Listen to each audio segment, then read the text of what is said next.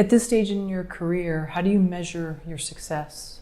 I'm working and I get to wake up every day and make movies or music videos. I've come close to a few bigger sort of studio deals and projects.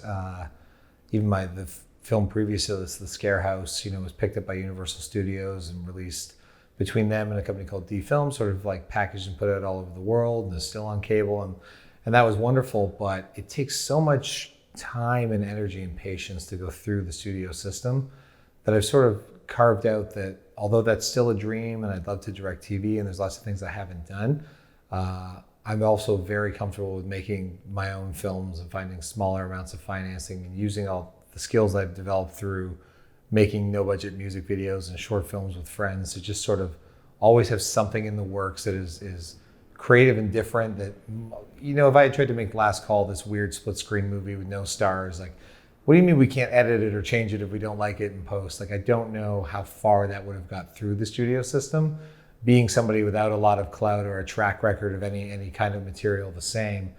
So for me, it's waking up knowing that the weird little indie films I want to make, that my passion can be a reality and I can get to make those.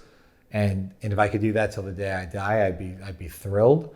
And with that sort of mindset, anything larger or bigger opportunities that could pop up are really just a dream. They'd be wonderful, but they're not necessary for me to feel satisfied as a storyteller.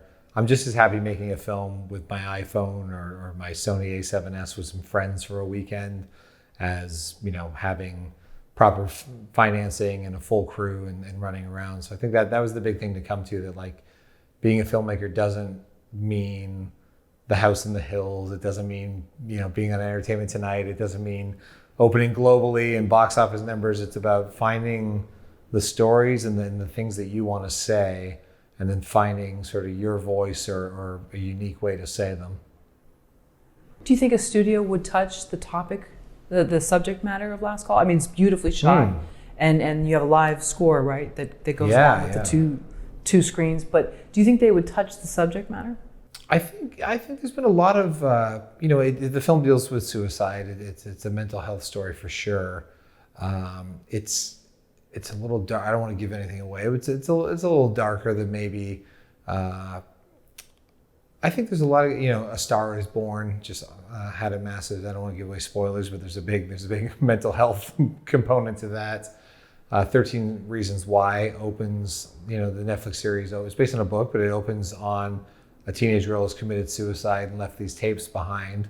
The 13 Reasons Why what led to this decision. So that's dark, and there was a lot of people that were upset about it. And I remember reading some sort of petitions and parents groups that were not happy with it, living in fear that it would, cause their teenage impressionable children to take the same path. And I think that's the wrong way to approach it. The approach would be, let's sit down and discuss this and how to avoid this and learn from it. So I think there's, and I can't remember in recent times, like recent years before that, anything that was tackling the same. But I also feel like we're in a stage where, just as a society, we're only really starting to understand mental illness and mental health and medicating for it. And I'm far from an expert. I will never claim that Last Call has a firm stance on this is the way it is and this is the way that it happens.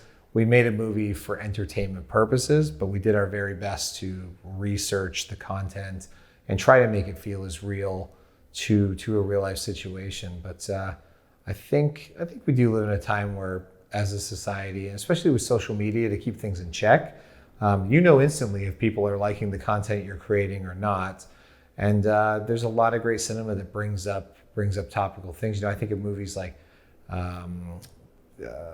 Tangerine, that was shot on the iPhone and deals with the LGBT community and things that in a way that we had never seen. Like just the fact that I think what's happening too is because anyone can make a movie now, people that wouldn't have been able to tell these weird, quirky stories about different groups or topics that aren't widely covered by Hollywood.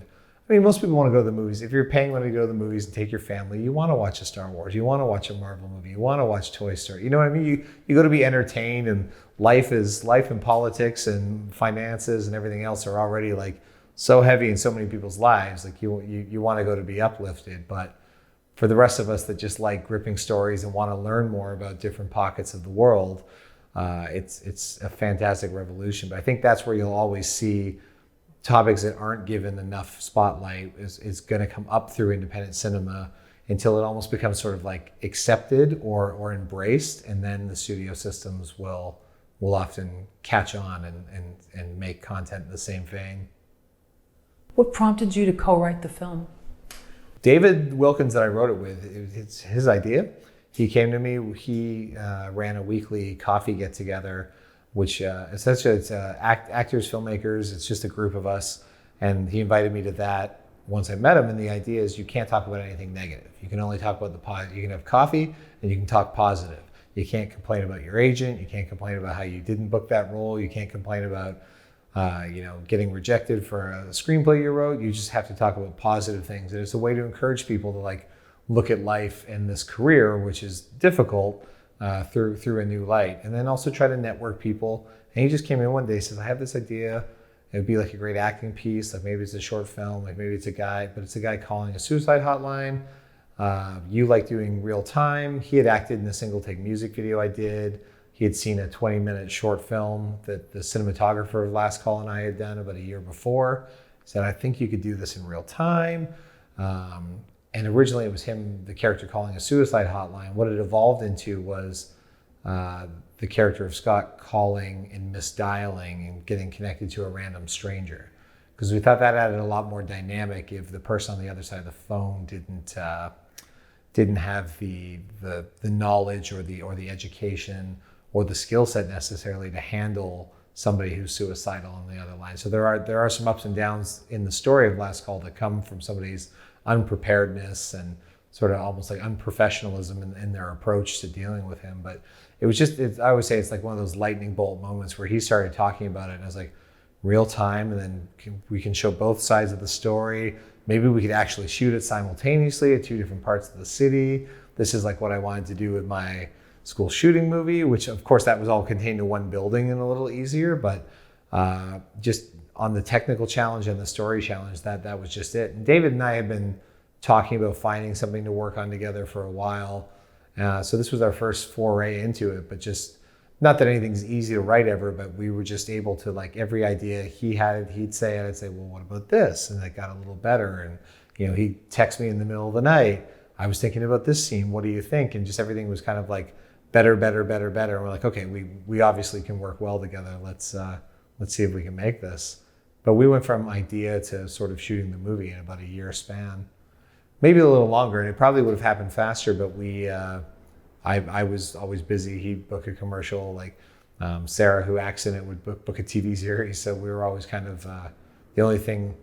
There were no obstacles really in getting this movie to camera other than the fact that we were all busy filming other projects.